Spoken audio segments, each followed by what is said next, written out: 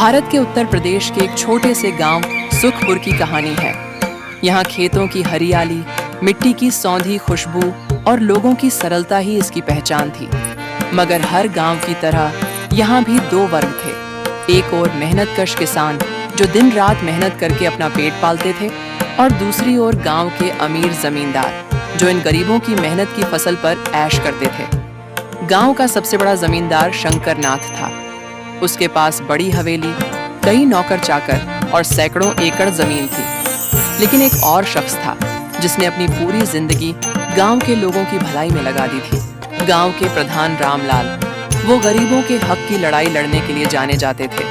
इन्हीं सब के बीच गांव में एक बूढ़ा किसान रहता था, रघु काका। उनकी उम्र करीब 60 साल हो चुकी थी।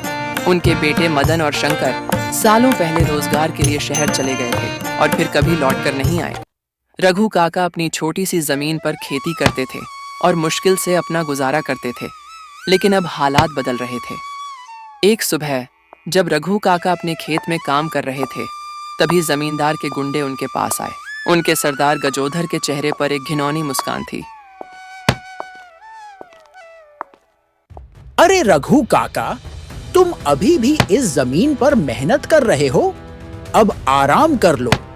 भूल गए कि अब यह जमीन हमारे मालिक शंकरनाथ की हो चुकी है। ये जमीन मेरी है।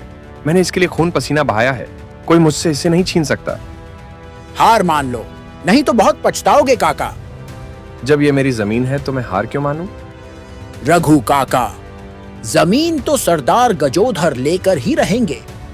और वैसे भी तुम जी कर भी क्या करोगे जब तुम्हारा यहाँ अपना कोई नहीं है।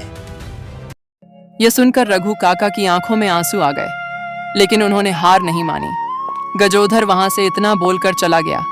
बेचारे रघु काका उदास हो गए और अपनी जमीन पर बैठ गए। हे भगवान, ये कैसी परीक्षा ले रहे हो तुम मेरी? पहले मेरे बेटे मुझसे दूर कर दिए, अब मेरी माँ जैसी जमीन को भी मुझसे छीन रहे हो।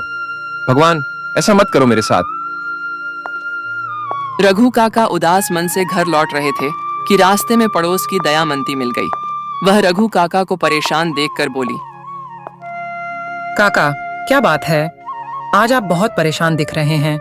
और आज आप खेत से इतनी जल्दी कैसे आ गए? बहू, आज गजोधर आया था खेत पर। और फिर काका ने पूरी बात बता दी। सारी बात सुनकर दयामंती बोली, काका, ये तो बहुत गलत बात है। ऐसे कैसे कोई भी आकर हमारी जमीन पर अपना कब्जा कर सकता है? मैं आज लाला के बाबू से बात करती हूँ, कोई ना कोई हल जरूर मिलेगा। हाँ बहू, ये भगवान भी ना जाने कैसी परीक्षा ले रहे हैं मेरी। काका, आप परेशान ना हो, कोई ना कोई हल जरूर निकलेगा।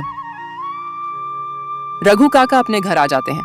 जब लाला के बापू अपने घर आते हैं तो दयामंती उन्हें पूरी बात बताती है। भाग्यवान, ये तो बहुत ही गलत हो रहा है रघु काका के साथ। आज उनके साथ हो रहा है, कल किसी और के साथ होगा। ऐसा कब तक होता रहेगा जी? कोई तो हल जरूर होगा। बेचारे काका आज बहुत परेशान लग रहे थे। मैं कल प्रधान जी से बात करता हूं।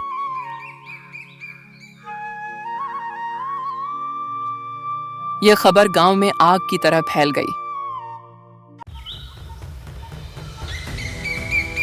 अगले दिन लोग प्रधान रामलाल के पास पहुंचे। वहां दयामंती का पति धर्म भी गया।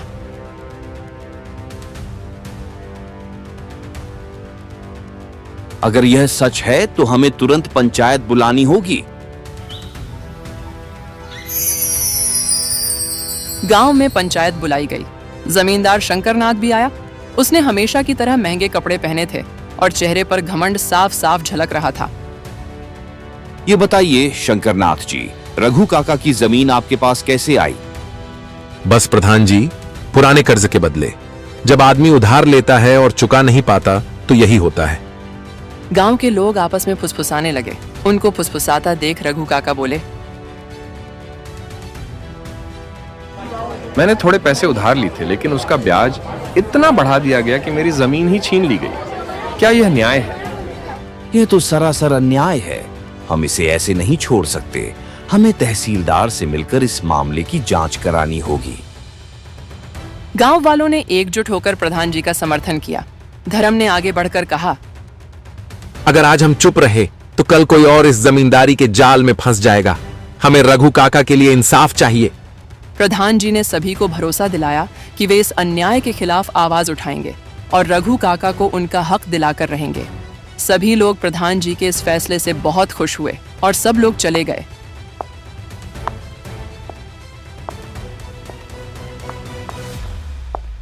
पर शंकरनाथ गुस्से में घर गया और खुद ही बड़बड़ाने लगा।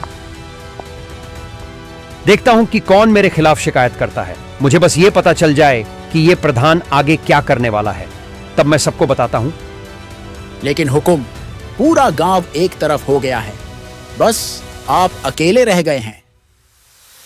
गजोधर, तुम किसी विभीषण को पकड़ो, कहीं से यह पता चले कि इन लोगों का अगला कदम क्या होने वाला है। जी हुकुम। गजोधर पूरे गांव में बार बार चक्कर लगाता। जब भी गजोधर किसी के पास जाने को होता, लोग अपना रास्ता बदल लेते।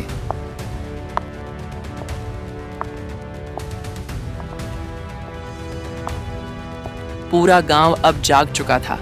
गरीब किसान जो अब तक डरते थे, अब एकजुट हो गए थे। रामलाल गांव के कुछ युवाओं के साथ राजा साहब के दरबार गए। उन्होंने राजा साहब को सारी बातें बताईं और तहसीलदार ने दस्तावेज दिखाए। राजा साहब ने जांच के आदेश दिए। कुछ दिनों बाद राजा साहब गांव आए और पंचायत बुलाई गई। रघु काका, आप बताइए कि यह जमीन आपकी कैसे थी? रघु काका ने अपने कागज दिखाए जिसमें लिखा था कि जमीन उनके पूर्वजों की थी और उन्होंने कभी इसे बेचा नहीं था। रामलाल ने भी सबूत दिए कि जमींदार ने जबरदस्ती कर्ज का ब्याज बढ़ाकर जमीन हड़प ली थी। राजा साहब ने सभी सबूत देखने के बाद फैसला सुनाया। रघु काका की जमीन जबरदस्ती छीनी गई थी, इसे तुरंत वापस किया जाए। गांव में खुशी की लहर दौड़ गई। लोग नाचने लगे। धन्यवाद प्रधान जी, धन्यवाद राजा साहब, आपने गरीब की लाज बचा ली। जब तक गांव के गरीब सुरक्षित नहीं होंगे तब तक गांव आगे नहीं बढ़ सकता। पूरा गांव खुशी से झूम उठा। इस घटना के बाद गांव के गरीब किसानों में नया जोश आ गया।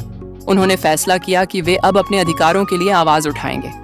गांव में एकता बढ़ गई और अब कोई भी जमींदार किसी गरीब का शोषण नहीं कर सका। रघु काका की जिंदगी भी बदल गई। उनके बेटे मदन और शंकर जब गांव आए और पिता को फिर से खेत जोतते देखा तो उन्हें अपनी गलती का एहसास हुआ। उन्होंने शहर छोड़ दिया और अपने पिता के साथ गांव में ही रहने लगे। रामलाल की ईमानदारी और संघर्ष की बदौलत सुखपुर गांव अब एक मिसाल बन चुका था। सच्चाई और ईमानदारी के सामने अन्याय कभी नहीं टिक सकता। जब लोग एकजुट होते हैं तो बदलाव संभव होता है। तो दोस्तों, आपको यह कहानी कैसी लगी? अपने विचार और सुझाव हमें कमेंट में जरूर बताइए। अगर आपको हमारी मेहनत पसंद आई हो तो वीडियो को लाइक करें, शेयर करें और हमारे चैनल को सब्सक्राइब करना न भूलें। मिलते हैं अगली रोचक कहानी के साथ।